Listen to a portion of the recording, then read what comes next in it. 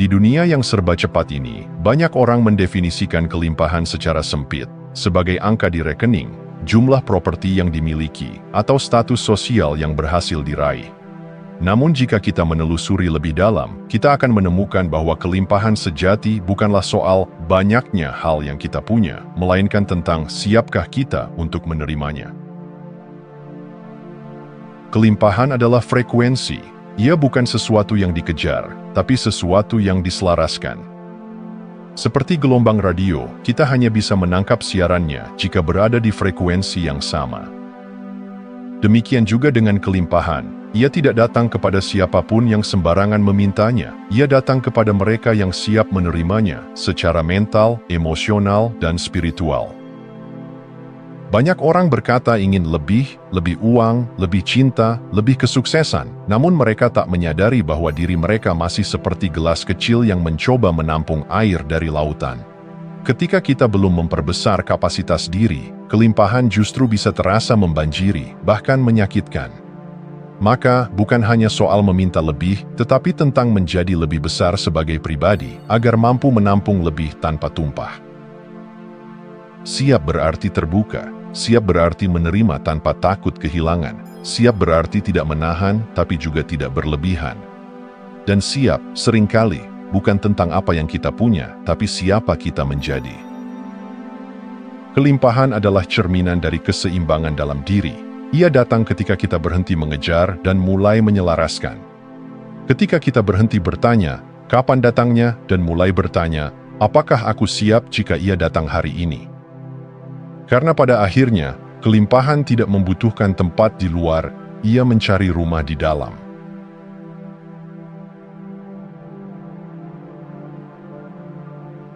Bayangkan sebuah cangkir kecil yang telah penuh berisi air keruh. Seberapapun beningnya air baru yang dituang ke dalamnya, hasilnya tetap sama, yaitu keruh. Demikian pula diri kita. Ketika kita masih penuh dengan beban lama, emosi yang belum disembuhkan, keyakinan yang membatasi, dan luka yang belum diurai, maka kita tidak benar-benar punya ruang untuk menerima sesuatu yang baru dan jernih. Mengosongkan diri bukan tentang menjadi kosong selamanya, tapi tentang menciptakan ruang, tentang melepaskan apa yang sudah tidak lagi sesuai, agar kita bisa menjadi lebih luas, lebih lapang, lebih siap. Karena tidak mungkin kita menerima hal-hal besar jika masih memeluk erat hal-hal kecil yang menyakitkan. Seringkali kita menganggap melepaskan sebagai kehilangan, padahal dalam konteks spiritual, melepaskan justru adalah pembebasan. Kita tidak sedang kehilangan apa-apa, kita sedang membuka kapasitas. Kita sedang berkata kepada semesta, aku siap menerima yang lebih baik, tapi itu hanya mungkin jika kita berani membiarkan yang lama pergi.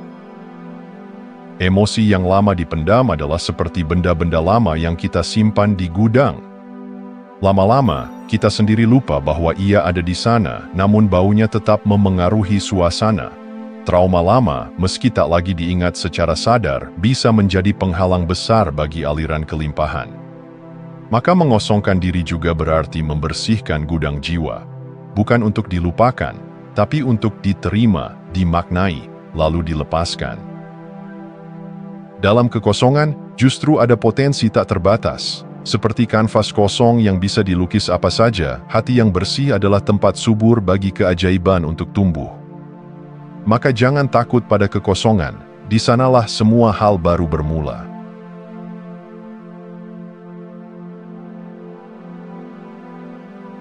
Kita semua hidup di dalam narasi. Sebagian berasal dari pengalaman masa kecil, sebagian diwariskan tanpa sadar dari keluarga, budaya, bahkan masyarakat. Tanpa kita sadari, narasi-narasi ini membentuk pola pikir, dan pola pikir membentuk realitas. Pola ini bekerja diam-diam, seperti benang tak terlihat yang menggerakkan keputusan kita dari balik layar kesadaran. Di antara pola-pola tersebut, ada satu yang sangat licik. Keyakinan bahwa kita tidak cukup. Tidak cukup pintar, tidak cukup menarik, tidak cukup sukses, tidak cukup layak. Keyakinan ini bukan hanya menyabotase potensi kita, tetapi juga membuat kita menutup pintu sebelum semesta sempat mengetuk. Dan ironisnya, semakin kita menginginkan kelimpahan, semakin kuat pola ini bisa muncul, karena setiap impian besar akan memanggil rasa takut yang sebanding. maka yang muncul adalah bisikan kecil, samar, tapi sangat berpengaruh. Aku tidak pantas mendapatkannya. Aku tidak sehebat itu. Atau, siapa aku untuk menginginkan semua ini? Namun kesadaran adalah cahaya yang mematahkan bayang-bayang. Saat kita mulai menyadari bahwa suara itu bukan kebenaran, melainkan hanya gema dari masa lalu, maka kita punya pilihan. Kita bisa menggantinya, kita bisa menyapanya dengan lembut, lalu berkata, "Terima kasih telah melindungiku, tapi kini aku memilih untuk percaya bahwa aku cukup." Penyembuhan dimulai dengan pengakuan, dan perubahan dimulai dengan keberanian untuk melihat ke dalam. Tak ada yang bisa diubah jika terus dibiarkan tersembunyi. Maka tugas kita adalah menerangi sudut-sudut dalam diri yang selama ini terabaikan, bukan untuk dihakimi, tapi untuk dipeluk dan ditransformasikan. Karena setiap kali kita berhasil melepas satu pola lama, kita membuka ruang untuk kemungkinan baru. Dan itulah awal dari kebebasan sejati, ketika hidup tidak lagi dikendalikan oleh ketidaksadaran, tapi oleh kesadaran yang penuh cinta.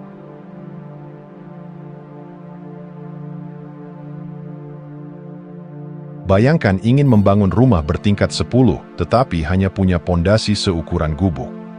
Tidak peduli seberapa indah desainnya atau mahal materialnya, tanpa pondasi yang memadai, bangunan itu akan runtuh oleh beratnya sendiri. Begitu juga dengan kelimpahan. Tanpa struktur batin yang kuat, berkat sebesar apapun bisa berubah menjadi beban yang mengguncang. Struktur batin bukanlah sesuatu yang terlihat mata, tetapi bisa terasa. Ia dibentuk dari hal-hal yang sederhana namun mendalam. Kedisiplinan, integritas, komitmen pada nilai-nilai dan keteguhan hati saat menghadapi godaan untuk menyerah. Inilah yang disebut sebagai energetic container, kapasitas dalam diri untuk menampung dan menjaga segala yang diterima. Banyak orang memiliki keinginan besar, tapi sedikit yang bersedia membangun wadahnya terlebih dahulu. Mereka ingin hasil cepat tanpa proses dalam. Padahal, yang membuat kelimpahan bertahan bukanlah sekadar doa atau visualisasi, melainkan kedalaman karakter dan kestabilan batin. Disinilah stabilitas emosional menjadi krusial, karena kelimpahan, seperti tamu terhormat, hanya tinggal di rumah yang tenang. Jika kita mudah goyah oleh penolakan, kritik, atau tantangan kecil, maka kita belum siap menampung karunia yang lebih besar. Emosi yang meledak-ledak, ketakutan yang tak dikelola, atau ego yang belum jinak, semua itu bisa meretakkan fondasi yang sudah kita bangun. Struktur batin yang kuat membuat kita tak hanya mampu menerima lebih, tetapi juga merawat dan menyalurkan lebih. Kita tidak lagi menjadi sekadar penerima pasif, tetapi penjaga dari sesuatu yang bernilai. Dan ketika semesta melihat bahwa kita mampu menjaga, ia akan mempercayakan lebih banyak lagi. Karena pada akhirnya, kelimpahan bukan tentang apa yang kita punya, tapi seberapa mampu kita menahannya tanpa kehilangan diri kita sendiri.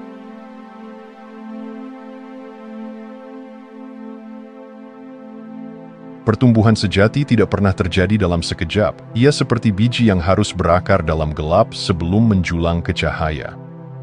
Tapi di dunia yang serba cepat, kita sering terjebak dalam ilusi bahwa semakin cepat kita sampai, semakin sukses kita jadinya.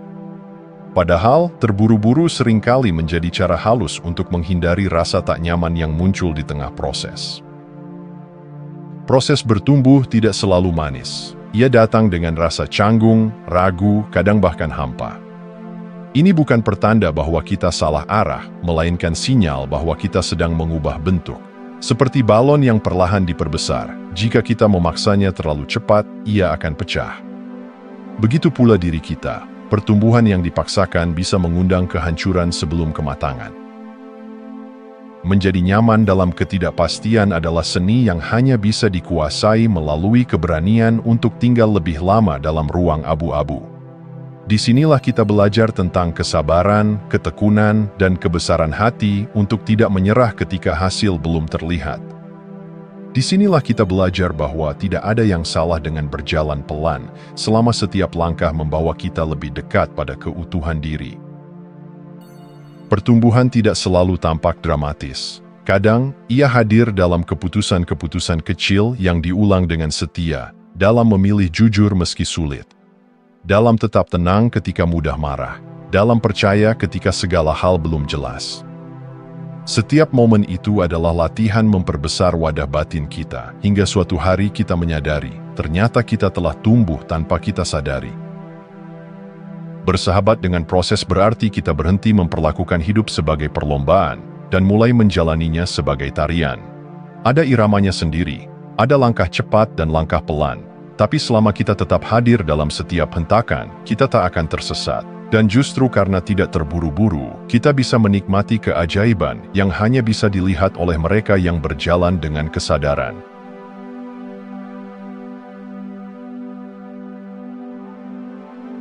Bayangkan sungai yang mengalir deras, memberi kehidupan kemanapun ia mengalir. Lalu bayangkan genangan air yang diam, tak bergerak, dan lama-kelamaan menjadi keruh. Begitulah perbedaan antara menjadi saluran kelimpahan dan menjadi penampung semata. Kelimpahan sejati tidak pernah dimaksudkan untuk ditahan. Ia seperti energi hidup yang harus terus bergerak, mengalir dari satu bentuk ke bentuk lain, dari satu tangan ke tangan berikutnya. Ketika kita mencoba menahannya karena takut kekurangan, kita justru mempersempit alirannya. Tapi ketika kita mulai memberi, berbagi, dan menyalurkan, kita membuka jalur bagi semesta untuk terus mengisi. Ada paradoks indah di sini. Semakin kita memberi dari tempat penuh, semakin kita tak pernah kekurangan. Ini bukan hukum balas jasa, melainkan hukum alam. Wadah yang terus memberi akan terus diisi. Karena semesta mempercayakan lebih kepada mereka yang tidak menyimpannya untuk diri sendiri, tetapi menggunakannya untuk mengangkat, menyentuh, dan menyuburkan hidup orang lain. Namun menjadi saluran bukan berarti kita harus menjadi pengorbanan. Justru sebaliknya, kita harus memastikan bahwa aliran itu juga melewati dan mengisi diri kita. Bukan dari kekosongan kita memberi, tapi dari kelimpahan batin yang telah meluap. Memberi dari tempat yang utuh, bukan dari luka. Menjadi penyalur juga berarti membuka hati terhadap intuisi. Kepada siapa aku perlu memberi hari ini, di mana aku bisa menjadi cahaya. Ini bukan tentang jumlah yang besar, tapi niat yang murni, sebuah kata yang menguatkan, waktu yang tulus didengarkan, atau kontribusi kecil yang lahir dari cinta, semuanya adalah bentuk kelimpahan yang mengalir. Dan ketika semesta melihat bahwa kita bisa dipercaya untuk menjadi jembatan, bukan penghalang, ia akan mempercayakan lebih, bukan hanya materi, tapi juga ide, inspirasi, pertemuan ajaib, dan momen-momen yang memperkaya jiwa. Karena pada akhirnya, kelimpahan bukan tentang berapa banyak yang kita miliki, tapi seberapa banyak yang bisa mengalir melalui kita untuk kebaikan yang lebih luas.